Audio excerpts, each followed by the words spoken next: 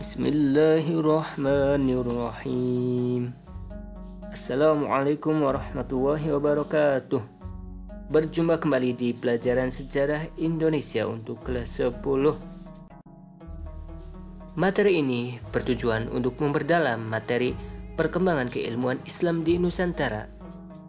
Sebagai pengantar, berdirinya kerajaan-kerajaan Islam sebagai pusat-pusat kekuasaan Islam sangat berpengaruh dalam proses Islamisasi di Indonesia, yaitu sebagai suatu wadah yang dapat mempermudah penyebaran Islam di Indonesia. Ketika kekuasaan politik Islam semakin kokoh dengan munculnya kerajaan-kerajaan Islam, pendidikan semakin memperoleh perhatian. Karena kekuatan politik digabung dengan semangat para mubalik untuk mengajarkan Islam yang merupakan penunjang yang mempercepat tersebarnya Islam ke berbagai wilayah di Indonesia.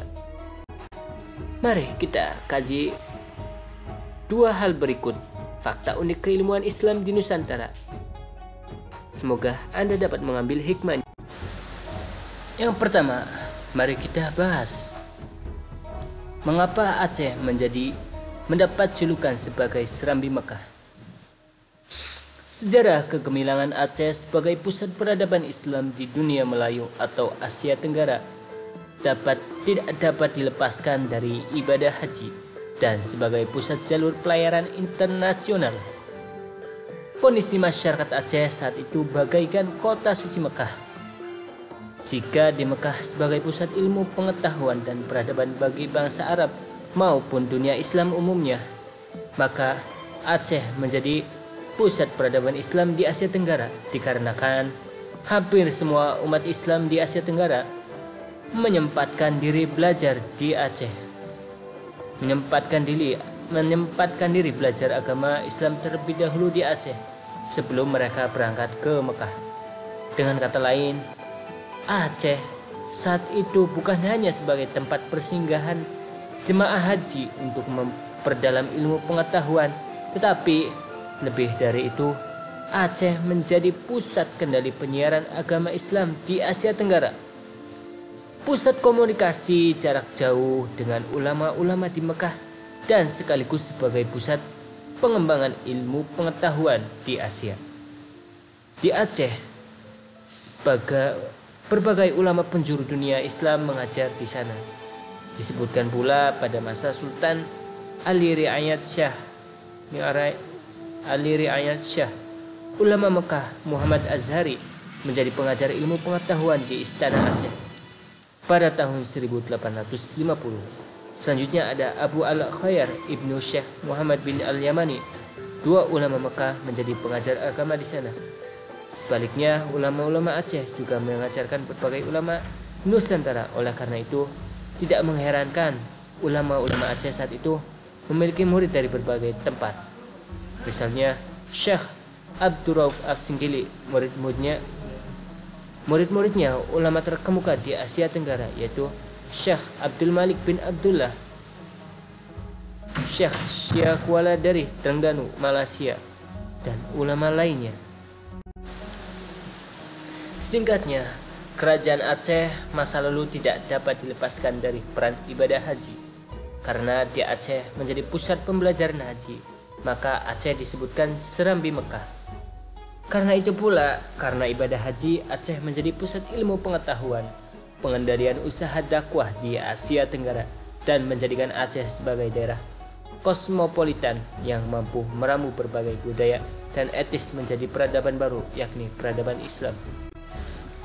Selanjutnya, dalam sejarah, ketika kerajaan Aceh mulai melemah, perjalanan ibadah haji tetap memberikan yang terbaik untuk Aceh. Ketika Aceh dalam kemelut peperangan dengan Belanda sangat dahsyat sekali, Syekh Siek Bante Kulu terinspirasi dengan semangat jihad di Mekah dan kemudian mengarang hikayat perang Sabil dalam perjalanannya pulang haji dari Mekah. Sejak bangsa Eropa menemukan mesin bertenaga uap, rute laut di Aceh mulai dilayari oleh bangsa Eropa, diawali oleh bangsa Portugis. Maka sejak itu konflik perebutan kekuasaan atas jalur itu dilakukan oleh bangsa Eropa.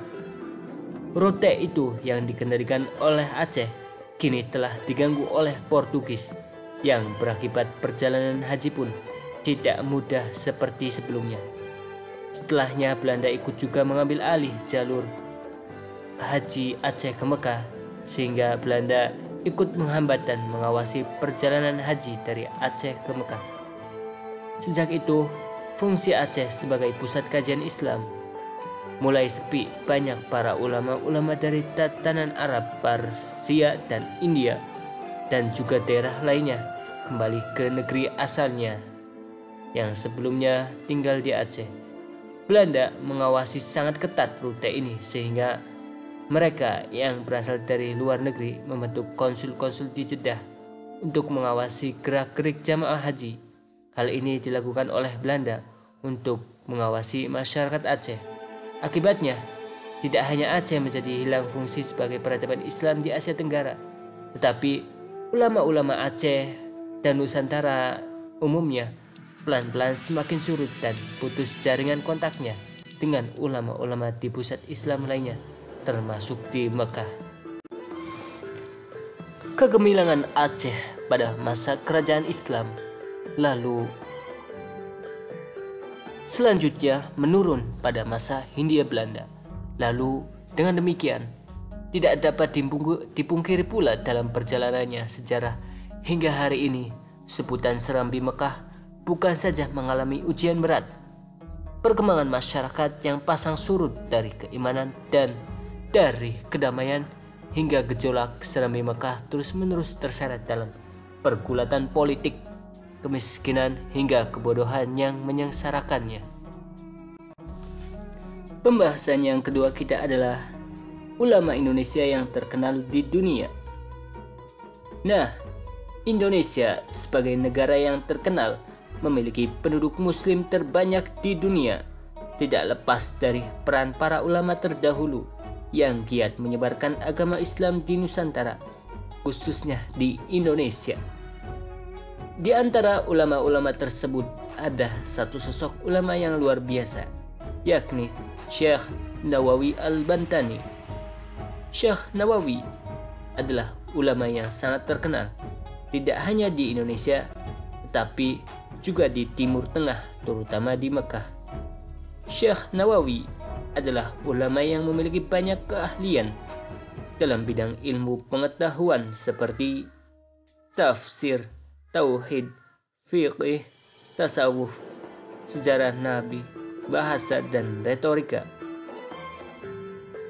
Karya-karya Syekh Nawawi memberikan sumbangan yang sangat besar dalam kemajuan Islam di Nusantara, terutama di Indonesia. Banyak sekali ulama dan pejuang-pejuang Islam yang berguru pada Syekh Nawawi, sehingga Islam dapat tersebar luas di Nusantara, terutama di Indonesia. Karena itulah jasa Syekh Nawawi sangat besar sekali dalam mengislamkan Indonesia.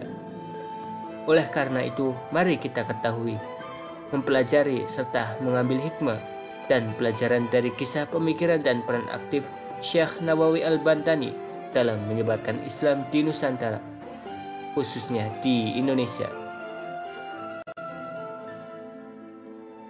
Kita mengenal dulu biografi beliau.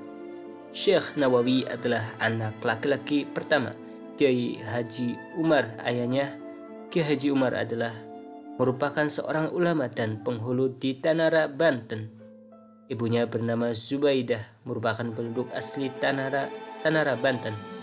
Dari silsilah keturunan ayahnya, Syekh Nawawi merupakan salah seorang dari keturunan Maulana Hasanuddin, atau kita kenal Sultan Hasanuddin, yakni putra Maulana Syarif Hidayatullah atau Sunan Gunung Jati dari Cirebon. Berbekal ilmu pengetahuan yang telah diperolehnya selama melakukan rihlah yang cukup panjang, lebih kurang 30 tahun di Mekah dan Nusantara, Syekh Nawawi mulai memberikan pengajaran halaqah di Masjidil Haram. Diriwayatkan bahwasanya Syekh Nawawi mengajar di Masjidil Haram menggunakan bahasa Jawa dan Sunda ketika memberi keterangan terjemahan kitab-kitab berbahasa Arab. Oleh karenanya, dalam pengajarannya menggunakan bahasa Jawa dan Sunda dan tidak menggunakan bahasa Melayu, maka muridnya yang berasal dari luar Pulau Jawa seperti Sumatera, Semenanjung Melayu, dan Patani Malaysia tidak banyak. Karya-karyanya, kepakaran Syekh Nawawi tidak diragukan lagi. Ulama asal Mesir, Syekh Umar Abdul Jabbar, dalam kitabnya Al-Durus min Madhi Al-Ta'lim wal Hadirin bin Al-Masjidil Haram, artinya beberapa kajian masa lalu dan masa kini tentang pendidikan masa kini di Masjidil Haram, menulis bahwa Syekh Nawawi sangat produktif menulis hingga karyanya mencapai 100 judul lebih yang meliputi berbagai disiplin ilmu, diantaranya fikih, tauhid, dan tafsir. Berikut adalah salah satu karya dari tafsirnya, yakni Tafsir Al-Munir, yang sangat monumental. Bahkan ada yang mengatakan bahwa Tafsir Al-Munir lebih baik dari Tafsir Al-Jalalain, karya Imam Jalaluddin Asyuyuti dan Imam Jalaluddin Al-Mahali yang sangat terkenal itu. Selanjutnya adalah kitab Kasyifa Al-Sajah, yang merupakan syarah atau komentar terhadap kitab fikih Safinatun Najah yang terkenal di kalangan santri Jawa, karya Syekh Salim bin Sumair Al-Hadromi. Karya-karya beliau di bidang ilmu akidah misalnya adalah Tijan Ad-Daruri. Ini adalah kitab Tijan Ad-Daruri. Kitab syarah Tijan Ad-Daruri ini akan menuntut dan mengenal sifat-sifat Allah dengan runut dan mendalam. Selanjutnya, karya-karya beliau di bidang ilmu fikih yakni Sulam Al-Munajjah, Nihayah Al-Zain, Kasyifa Al-Sajah, dan yang sangat terkenal di kalangan para santri pesantren di Jawa yaitu Syarah Uqudul Jain fi Bayani Haq Al-Zawzain. Adapun Omiyu Al-Taghyan, Nasihan Al-Ibad, dan Minhaj Al-Raghib merupakan karya tasawuf. Selanjutnya, Syekh Nawawi Al-Bantani telah muncul sebagai seorang ajam, orang yang dari bahasa di luar Arab yang mampu menulis dengan bahasa Arab.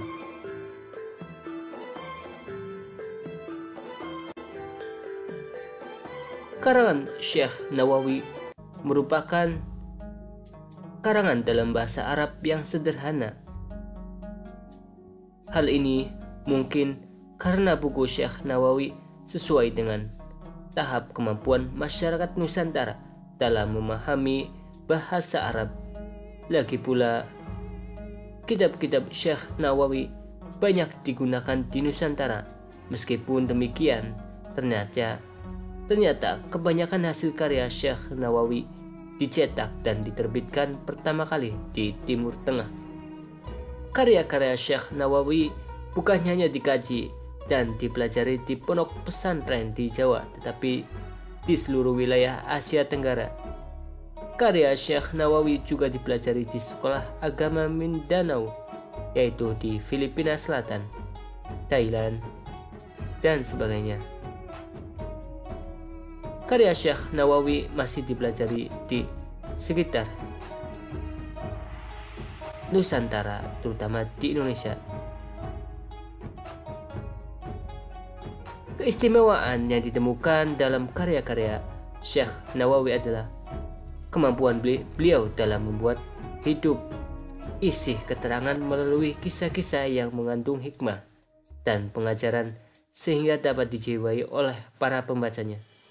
Selain itu, juga karena penggunaan bahasa Arab dalam kitabnya yang sederhana serta keluasan bahasanya, kemampuan Syekh Nawawi yang menguasai multidisiplin ilmu keislaman membuat setiap karya kaya akan informasi-informasi dari berbagai bidang ilmu Islam. Hal itulah yang membuat karya-karyanya disukai oleh kalangan pelajar atau santri di Jawa dan di Nusantara dan masih menjadi rujukan hingga saat ini.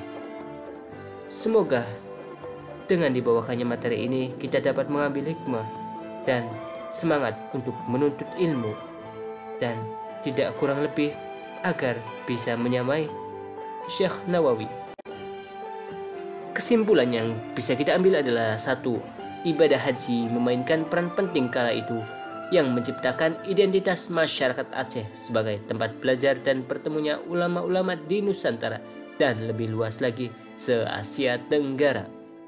2. Indonesia adalah negara yang memiliki umat Islam terbanyak di dunia, memiliki ulama dan cendekiawan yang terkenal dalam peran melakukan penyebaran Islam. Keberhasilan penyebaran syiar Islam di Nusantara tidak terlepas dari peran aktif ulama-ulama terdahulu. Ketokohan Syekh Nawawi sebagai Rijal al-Dakwah yang jasa-jasanya dikenang dalam pengembangan dan penyiaran dakwah Islam, baik di negeri asalnya Indonesia maupun di dunia Islam pada umumnya.